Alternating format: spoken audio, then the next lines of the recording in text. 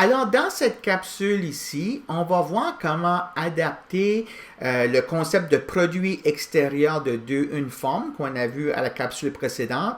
Alors, on va voir comment adapter ça afin de pouvoir exprimer l'élément d'air dA ou l'élément de volume dV qui apparaissent respectivement dans une intégrale double et dans une intégrale triple. Comment est-ce qu'on peut exprimer ces deux choses-là dans des systèmes de coordonnées autres que des coordonnées cartésiennes? Alors, la question centrale qui va motiver cette capsule ici, c'est la suivante. Supposons qu'on a à calculer une intégrale double d'une certaine fonction sur une région D du plan XY, qui ressemble à la suivante. Et puis, pour toutes sortes de raisons, soit que la région D est compliquée à écrire en coordonnées XY, ou pour toutes sortes d'autres raisons, on a fait la détermination que les coordonnées cartésiennes ne sont pas les meilleures pour ce problème ici. Puis, on va avoir un nouveau système de coordonnées que pour le besoin de cette capsule ici, j'appellerai U et V. Alors, imaginez par exemple qu'on traite avec des coordonnées polaires. Alors, U pourrait être égal à R, puis V pourrait être égal à θ. Mais en général, j'ai un autre système de coordonnées. Et puis que j'ai une manière de passer des coordonnées UV aux coordonnées XY avec une fonction phi, donc une fonction qui va être R2 dans R2. Et puis que cette fonction-là est telle qu'elle envoie une région qui est potentiellement plus simple, par exemple un rectangle. Elle envoie ce rectangle ici, ou une autre région qui est simple, sur cette région D ici. Alors, phi ici, je la vois comme une expression qui va de D étoile vers D, une fonction de classe C1, bijective, alors injective et surjective, donc que l'image de D étoile, c'est D. Alors, juste pour fixer les idées, ici, imaginez là, que phi pourrait être la fonction R cos θ et R sin θ, donc qui envoie R et θ à XY, où est-ce que X, c'est R cos θ, puis Y, c'est R sin θ. Donc, je ne vais pas spécifier que c'est le cas pour l'instant, mais c'est un exemple particulier de la situation que j'ai ici. Donc, j'aimerais pouvoir prendre ceci maintenant, cette intégrale-là, puis l'exprimer en termes à une intégrale sur D étoiles, qui sont potentiellement plus faciles à évaluer parce que D étoiles, les bornes sont potentiellement plus simples. Là, ici, je vais avoir donc un DU, DV qui va apparaître ici, mais qu'est-ce que je vais mettre ici? Comment est-ce que je vais faire le changement de coordonnées ici? OK? Donc, comme je disais, la fonction phi va du plan UV vers le plan XY. Ça veut donc dire que X va dépendre de UV et puis Y dépend de UV. Alors, je sais que quand je suis dans le plan UV, que je peux me servir du produit dx, dy pour calculer l'élément d'air dans le plan XY. On a vu ça déjà, comment le faire. Hein, ça mesure l'air d'un parallélogramme dans le plan XY.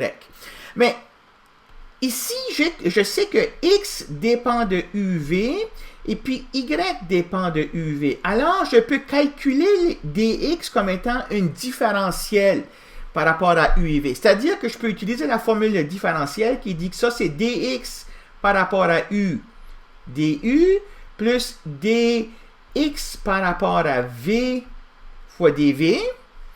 Et faire la même chose pour dy. dy, c'est dy par rapport à U, du, et dy par rapport à V, dv. Alors, ce que je vais faire maintenant, c'est que je vais faire l'expansion de ce produit ici, puis voir qu'est-ce que ça me donne dans le plan XY. Excusez, dans le plan UV. Donc, dx, c'est dx, du plus dx, dv, dv, produit extérieur avec dy, du, plus dy, dv, dv. Et je vais tout simplement faire, encore une fois, ici, la distributivité des termes qui apparaissent ici. Alors, quand je fais ça, je vais avoir dx du fois dy dv moins dx dv dy du qui multiplie du produit extérieur avec dv. OK? Alors, ce calcul ici, là, il se fait exactement comme on l'a fait à la fin, l'exemple qu'on a fait à la fin de la capsule précédente. Donc, ce que je veux vous montrer ici, c'est que ce que j'ai ici, là, OK, on peut reconnaître ça comme étant le déterminant de la matrice 2 par 2 dx du dx dv dy du dy dv du produit avec dv.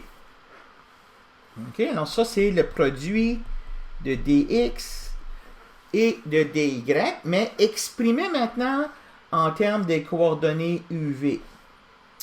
Et puis, quand je fais un retour en arrière ici, puis je regarde cette matrice ici, là, quand je parle de la fonction phi, qui est une fonction qui va de R2 vers R2, dont la première composante, c'est x de uv, puis la deuxième composante, c'est y de uv, si j'avais à calculer la matrice dérivée de cette fonction ici, c'est une matrice 2 par 2.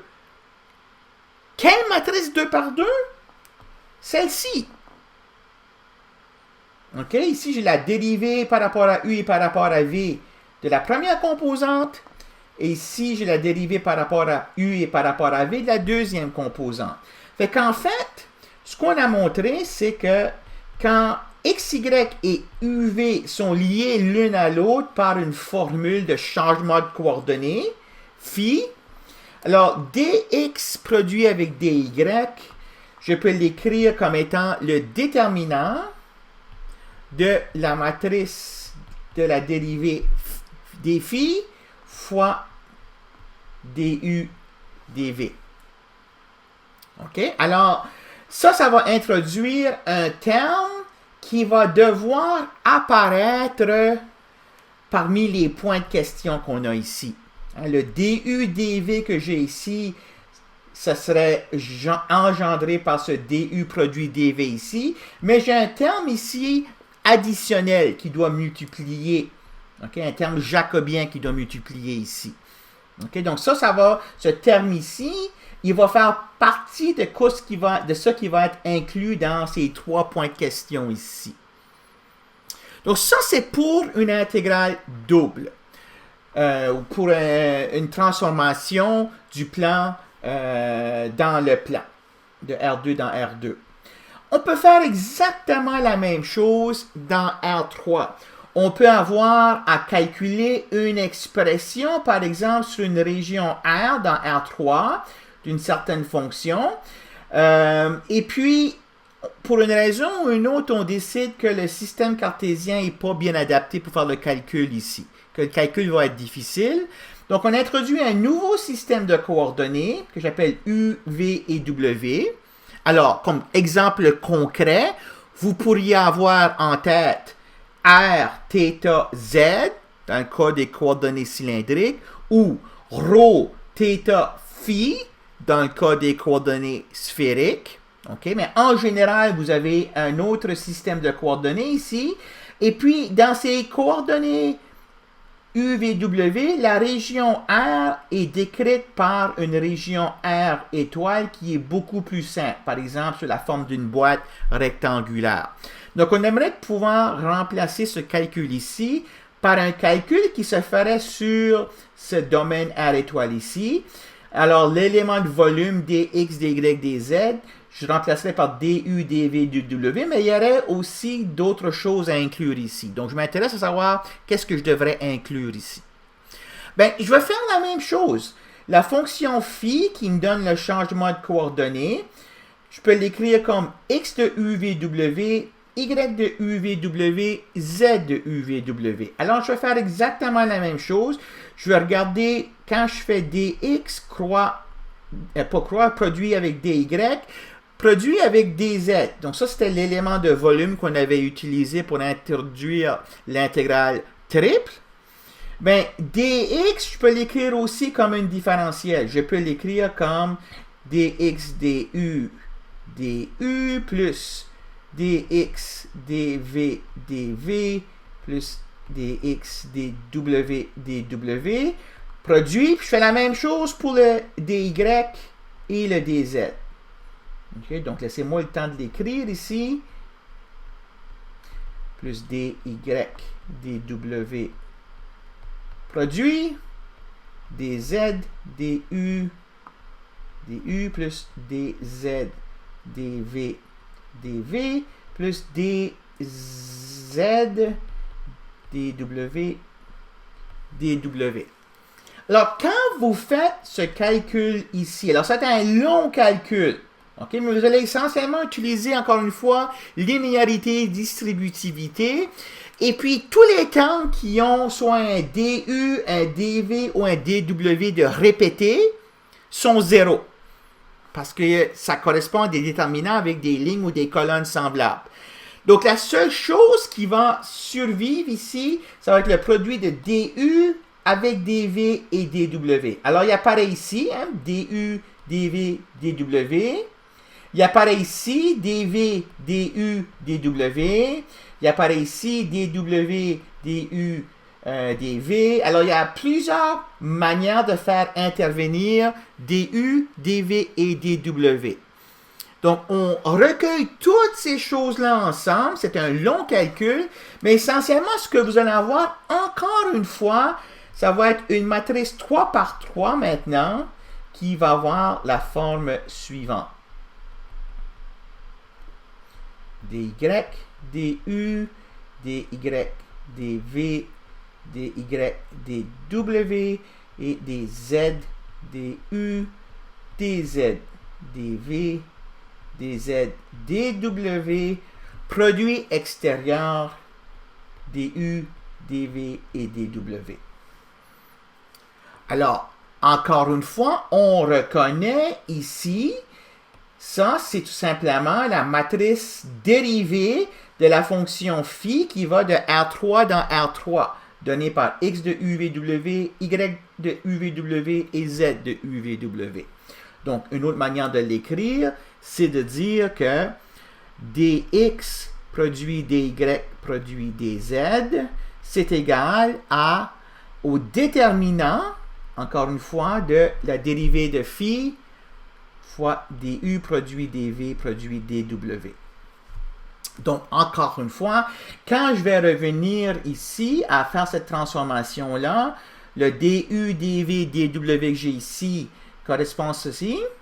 Mais il faut voir maintenant que j'inclus un terme de déterminant qui vont faire partie de ces trois points de question ici. OK, donc dans cette capsule ici, ce que j'ai fait, c'est que j'ai montré comment est-ce que les dx, dy, dz se convertissent à des du, dv, dw avec un facteur correctif. Même chose pour dans le plan avec cet exemple ici. Donc, ça répond à une partie de la question. OK? La partie de la question, c'est-à-dire savoir qu'est-ce qu'on met dans ces trois points de question ici. Ben, tu vas avoir le facteur correctif défi, déterminant de défi qui va rentrer en ligne de compte. Mais maintenant, il faut aussi que je prenne en ligne de compte comment f va être intégré, si on veut, là, dans cette expression ici. Alors ça, on va faire ça à la prochaine capsule, puis on va essentiellement énoncer là, le théorème principal qu'on va utiliser quand on va vouloir faire des intégrales doubles ou des intégrales triples dans un système de coordonnées autres que les coordonnées cartésiennes.